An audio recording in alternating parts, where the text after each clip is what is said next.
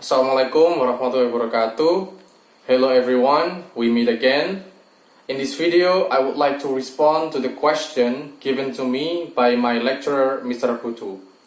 The complete list of the questions will be available in the description box below. Now, let's get into the video. Question number 1 related to my research title and the particular interest in non-government textbook. I was sure at my title at first, sir, but not anymore.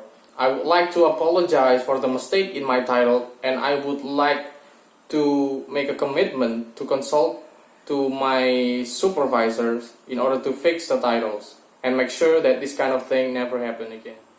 The reason why I do not use government textbook simply because it is not interesting enough for me to know the government stance on peace value integrations within the textbook, since the government has already followed rigid rules and regulations in the formations of their book.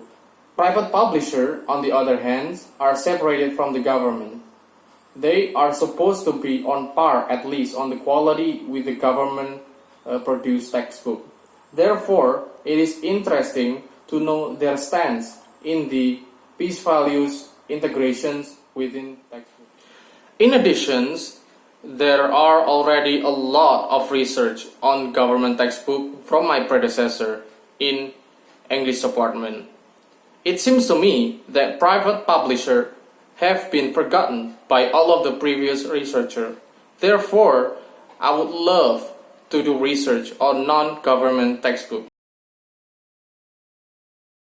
The reason why I'm interested in researching peace values is because peace values could create peace and harmony among societies, and also peace values could possibly prevent the existence of conflict, which could create the worst humanitarian crisis in the world.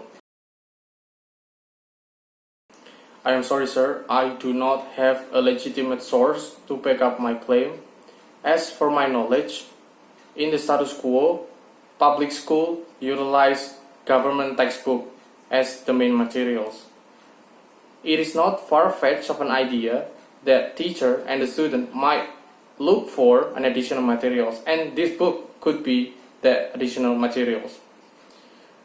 In the status quo also exists the idea of private school, which could utilize this book as a primary materials or secondary materials. Recognize that this book has been produced since 2016.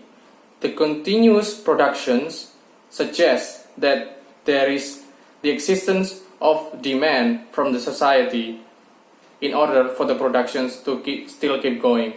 Therefore, I selected this book. The provisions of bad example in school textbook should be avoided in one criteria and should be banned in another. For examples, if the textbook is designed for very young children, it should be banned because the children cannot digest that kind of examples, even if we bring up some explanations alongside that examples. On the other hand, for junior high school and above, it still should be avoided to give bad examples, because those students are curious and it is possible for them to replicate their bad examples, and that bad examples could possibly be a glorifying factor for them to involve in that kind of bad situations.